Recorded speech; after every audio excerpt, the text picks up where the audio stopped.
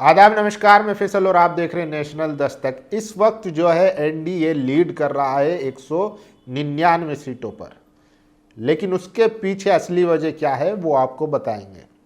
खबर आ रही है विंग कमांडर अनुमा जो रिटायर है, उन्होंने दावा किया है कि लगभग 2 लाख से ज़्यादा वोट जो है वो बढ़ाए गए हैं। ये इलेक्शन कमीशन ऑफ इंडिया की वेबसाइट से आंकड़े लिए गए हैं, ये उनका दावा है।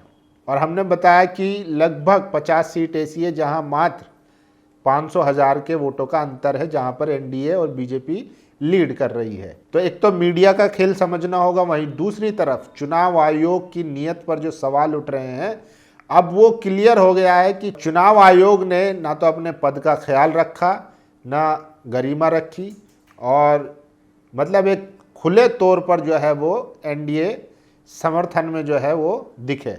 इसीलिए लोग कह रहे हैं, पवन खेड़ा ने कहा है कि ये चुनाव बिहार की मतदाता और इलेक्शन कमीशन ऑफ इंडिया के बीच था। लेकिन आंकड़ों का खेल समझिए, इतना ही नहीं, इलेक्शन कमीशन ऑफ इंडिया की वेबसाइट पर जाकर आप चेक करेंगे तो आंकड़े जो है वो इतने गड़बड़ है, इतने हेर फेर वाले हैं कि इस शाम तक आपका सर चकरा जाएगा। ऊपर से गोदी मीडिया जो पूरा उसका जो है लीपापोती करके गठबंधन की सरकार बनाने पर तुली हुई है। अभी ऑन ग्राउंड क्या खबर है कि लगभग 62 सीटें ऐसी है जहां पर 1000 और 500 का अंतर है, लेकिन यहां दिखा दिया गया कि 199 सीटें जो है वो लीड कर रही है। वहीं दूसरी तरफ वोट शेयरिंग जो चुनाव आयोग की वेबसाइट पर है, सबसे ज्यादा वोट शेयरिंग जो परसेंटेज है वो आरजेडी का है, और सीट कितनी मिली है? कुल 36। तो आप इससे भी समझिए, तो ये आंकड़ों का खेल जो है इसमें फंसाया जा रहा है ताकि लोग जो हैं वो यकीन कर लें कि हाँ भाई एनडीए को वोट हुआ। एक तरफ वोट बढ़ने का जो अंदेशा देता जा रहा है, आंकड़ों के साथ खिलवाड़ हो रहा है। चुनाव आयोग की वेबसाइट पर पुष्पम प्रिया जो बिहार की एक लेडी हैं जो अपनी पार्टी से चुनाव लड़ती हैं, उनके कैंडिडेट को लीड पे दिखा दिया, जबकि उस विधानसभा में आरजेडी का एक प्रत्याशी लीड कर रहा था। तो इस तरीके से खेला जा रहा है आंकड़ों के साथ ताकि लोग जो है वो गड़बड़ समझ नहीं पाए। लेकिन देखिए, कांग्रेस को कमजोर बोलकर आरजेडी कार्यकर्ताओं को खुश होने और कांग्रेस को गाली दिलवाने की तैयारी के लिए मीडिया लगा हुआ है। सच्चाई ये है, कल और शाम 2 लाख मतदाता ही बढ़ गए। ये कैसे हुआ, इसका जवाब किसी के पास नहीं है। यानी कि 2 लाख से ज़्यादा मतदाता बढ़ गए और मीडिया कह रहा है कि यहाँ पर कांग्रेस जो है वो फीकी दिखी। और कृष्णा अल्लवारू ने कहा है चुनाव प्रक्रिया निष्पक्ष नहीं है तो नतीजे कैसे होंगे। मतलब जब चुनाव लड़ा जा रहा था तभी चुनाव आयोग पर सवाल उठ रहे थे, बाहर से लोग आकर वोट डाल रहे थे। जो पार्टी थी एनडीए की, जो गठबंधन की पार्टी सत्ता में थी, आचार संहिता लगने के बाद वोट डालने से 1-2 दिन पहले तक महिलाओं के अकाउंट में 10-10 हज़ार रुपये डाले गए हैं, जबकि आचार संहिता लग जाती है तो पूरी जितनी भी स्कीमें होती हैं वो सब बंद हो जाती हैं जब तक चुनाव रहता है। तो इस तरीके से और चुनाव आयोग ने कुछ कहा ही नहीं। और देखिए, बीजेपी प्लस को 121 सीटों पर आगे रखेंगे, आरजेडी को 118 पर रखेंगे, हर 2 मिनट पर एक को आगे करेंगे, एक को पीछे करेंगे। पार्टी कार्यकर्ता और समर्थकों का उत्साह टीआरपी के जाल में फंस चुका है। आप चुनाव परिणाम नहीं देख रहे हैं, फ्रॉड देख रहे हैं। चुनाव आयोग की वेबसाइट पर बने रहिए। तो देखिए, लोग ये कह रहे हैं। और बिहार में मजलिस ने फिर से 2020 वाला दोहरा दिया है। लगभग उसके 4 उम्मीदवार जो है आगे चल रहे हैं, बैसी से, आमोर से और कोचा धामन से। कई सीटें हैं जहां पर मजलिस अच्छा करती हुई दिखाई दे रही है। सबसे बड़ा सवाल चुनाव आयोग की नीयत पर, उसकी प्रक्रिया पर, उसकी शैली पर उठा है। चुनाव के बीच 10 लाख से अधिक महिलाओं को 10-10 हज़ार रुपये दिए गए, लेकिन चुनाव आयोग बिल्कुल चुप रहा। बिहार जीत का पूरा श्रेय ज्ञानेश कुमार को जाता है। अभी केवल 1 चरण की मतदान हुई है। जहां जहां मतगणना आगे है उसका विवरण चुनाव आयोग अपनी वेबसाइट पर अपडेट नहीं कर रहा है। आखिर क्यों? तो ये भी बड़ा सवाल है। जहां जहां गठबंधन के आगे हैं वहां चुनाव आयोग अपडेट नहीं कर रहा है। और देखिए, केआर के लिख रहे हैं all opposition leader Akhilesh Yadav, Tejashwi Yadav, Rahul Gandhi don't have any option except to boycott election. If they will keep contesting election with greediness, then they will keep losing like Bihar only. Only opposition doesn't have any mechanism to stop ECI. तो ECI पर जो है सबसे ज़्यादा लोगों का गुस्सा है कि पूरा तंत्र मंत्र लगाकर वो जो है चुनाव जितवा रहे भाजपा को। ग्राउंड अपडेट में राजद का प्रत्याशी आगे है और चुनाव आयोग के वेबसाइट पर एनडीए लीड कर रहा है। यही हाल 60+ सीटों पर है। ये लोग मानसिक रूप से महागठबंधन को तोड़ना चाहते हैं। एक बार आप मानसिक रूप से हार स्वीकार कर लिए तो ये लोग शाम शाम तक खेला कर देंगे, इसलिए खूंटा गाड़ के अड़े रहिए। तो तेजस्वी यादव के पेरोडी अकाउंट्स ने ट्वीट किया और देखिए पूरा एनडीए गठबंधन पूरे चुनाव में ओसामा को टारगेट करता रहा और ओसामा जो है वो शहाबुद्दीन के बेटे वो भारी बहुमत से रघुनाथपुर सीट पर लीड कर रहे हैं। और सबसे बड़ा खेल ये समझिए, ये आंकड़े लिए हमने चुनाव आयोग की वेबसाइट से। यहाँ पर देखिए आरजेडी का जो वोट शेयर है वो 22% 77 है और उसकी सीट है 35, और जबकि वहीं बीजेपी का जो वोट शेयर है वो 22.23 है और सीट है सबसे ज़्यादा 84। और देखिए जेडीयू का जो है वो 18% है।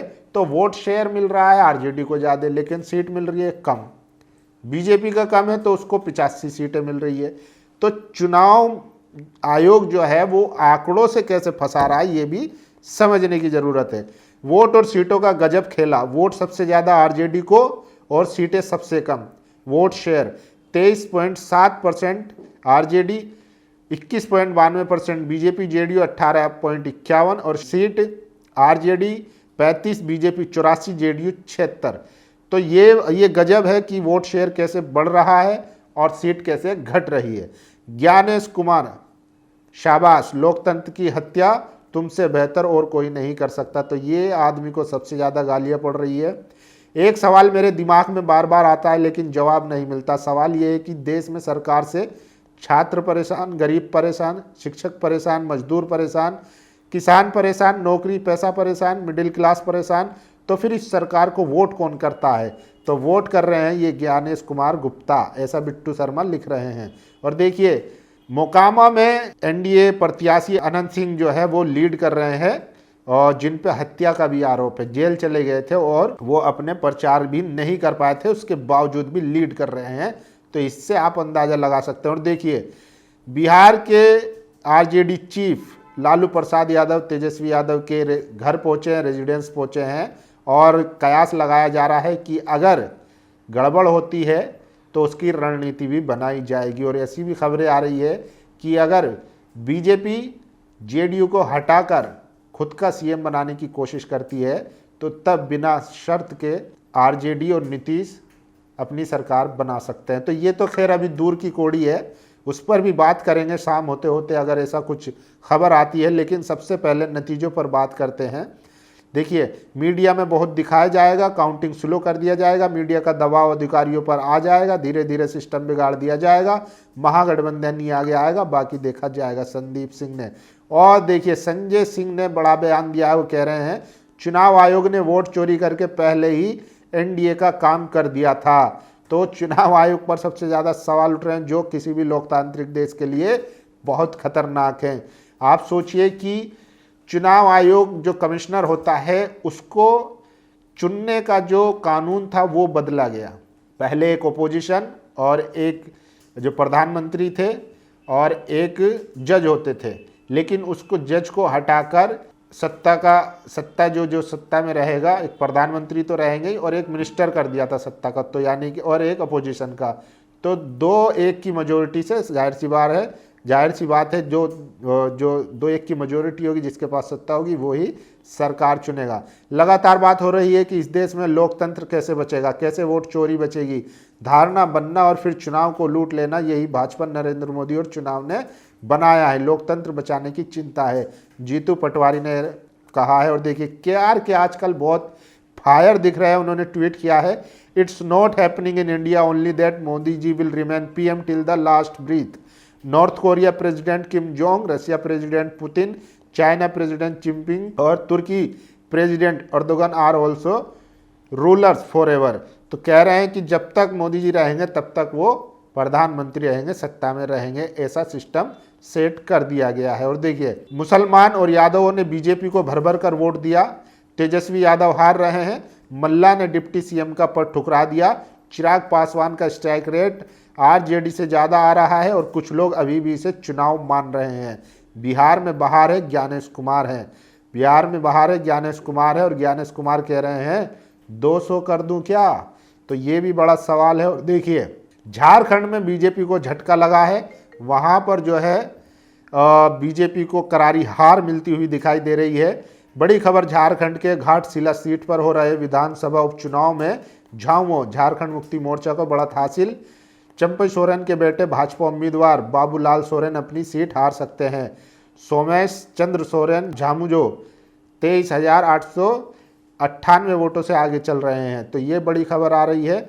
और देखिए सबसे बड़ा सवाल ये चुनाव आयोग की नीयत पर उठ रहा है कि कैसे उन्होंने चुनाव कराया। और संजय सिंह ने बड़ा बयान दिया है। ज्ञानेश कुमार पहले ही बीजेपी की जीत का रास्ता साफ कर चुका था, तो उसको लेकर संजय सिंह अब खुलकर कह रहे हैं। और देखिए जब पोस्टल का रुझान था तो आरजेडी सबसे बड़ी पार्टी थी, और अब ईवीएम का रुझान है तो बीजेपी सबसे बड़ी पार्टी है। तो ये सबसे बड़ी खबर है कि परसेंटेज में वोट शेयरिंग ज़्यादा आरजेडी को हुआ है, लेकिन सीट बीजेपी की सबसे ज़्यादा है, सबसे बड़ी पार्टी बनकर उभरी है। और धीरे धीरे जैसे अपडेट आती रहेगी हम आपको देते रहेंगे। अपनी राय जरूर दीजिए। शुक्रिया।